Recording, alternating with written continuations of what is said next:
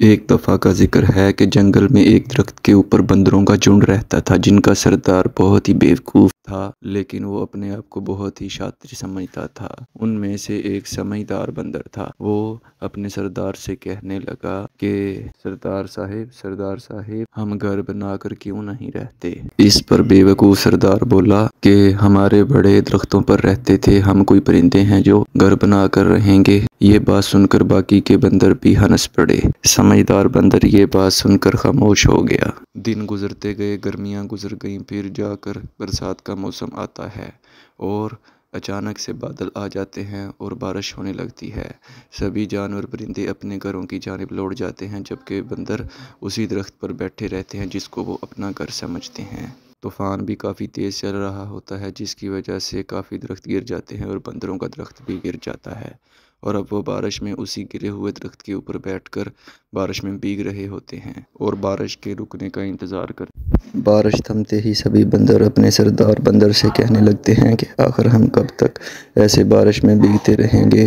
ہمیں بھی اپنا گھر بنانا چاہیے۔ بیوقوف سردار پھر یہی کہتا ہے کہ ہمارے بڑوں نے گھر نہیں بنایا اور ہم ایسا گھر کیوں بنائیں اور ان کے اصولوں کو کیوں توڑیں؟ باقی کے بندر بولے تو پھر اس کا کوئی اور حل تو نکال سکتے ہیں۔ بیوقوف سردار بندر کہنے لگا کہ ہم ایسا کرتے ہیں کہ جنگل چھوڑ کر پہاڑ کی جانب چلتے ہیں اور وہاں پر کسی گفا میں رہنے لگتے ہیں۔ اس طرح ہمیں گھر بھی بنانا نہیں پڑے گا اور ہم گفا میں رہیں گے اور ہمیں پانی، برسات، کسی چیز کا کوئی خطرہ نہیں ہوگا، نہ آندھی کا خطرہ ہوگا۔ جیسے ہی وہ گفا کے پاس جاتے ہیں اور پھر وہ سبھی بندر گفا کے اندر چل جاتے ہیں۔ اندر جا کر دیکھتے ہیں کہ وہاں پر جانوروں کی کافی زیادہ ہڈیاں پڑی ہوتی ہیں۔ اس سے سمجھدار بندر کو اندازہ ہو جاتا ہے کہ یہ کسی شیر یا بھیڑیے کی گفا ہے۔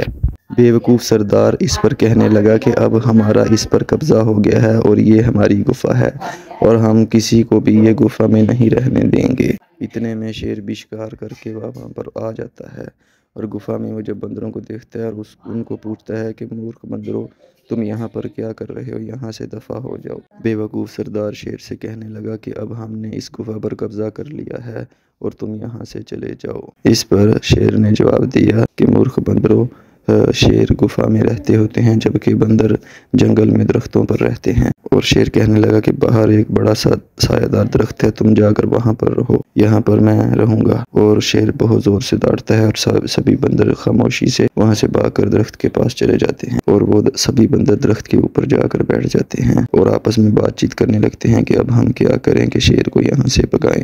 تو بیوقوف سردار کہنے لگا کہ ہم دیکھتے ہیں کہ جب یہ شکار کر کے آ کے کھا کے لیٹے گا، سوئے گا، ہم جا کر اس کو تنگ کیا کریں گے تو شیر تنگ آ کر وہاں سے چلا جائے۔ شیر جیسے ہی شکار کر کے لوٹا اور کھانا کھا کر پھر وہ آرام سے گفا میں سو گیا اور سبھی بندر گفا میں گئے اور جا کر شیر کو تنگ کرنے لگے اور اس نے کوئی ہلچل نہیں کی اور اس سے بندر اور زیادہ پریشان ہو گئے۔ شیر کو تنگ کرتے ہیں اور شیر پھر بھی جواب میں ہمیں کچھ نہیں کہتا۔ ایسے ہی 2 دن گزر جاتے ہیں اور بندر سوچتے رہتے ہیں کہ اب ہم کیا کریں اور وہ شیر کے پاس نہیں جاتے۔ شیر سوچتا ہے کہ آخر 2 دن ہو گئے، بندر مجھے تنگ کرنے کیوں نہیں آئے؟ خود ہی جا کر بندروں سے پوچھتا ہے، بندروں تم میرے پاس کیوں نہیں آئے مجھے تنگ کرنے کے لیے؟ اور سمجھدار بندر کہنے لگا کہ ہم تم کو تنگ کرنے کے لیے آتے تھے لیکن تم آگے سے ہمیں کچھ بھی نہیں کہتے تھے، اس وجہ سے پریشان تھے بھی ہم، اب ہم کیا نئی ترکیب بنائیں؟ اس پر شیر ہنس پڑا اور کہنے لگا کہ مورخ بندروں، جب تم آتے تھے اور میری پیٹھ دباتے تھے اور مجھے تنگ کرتے تھے، اس سے مجھے میرے جسم کو سکون ملتا تھا، اس لیے میں تم لوگوں کو کچھ نہیں کہتا تھا، نہیں تو تمہاری کیا مجال کہ تم میرے آس پاس بھی بھٹک جاؤ۔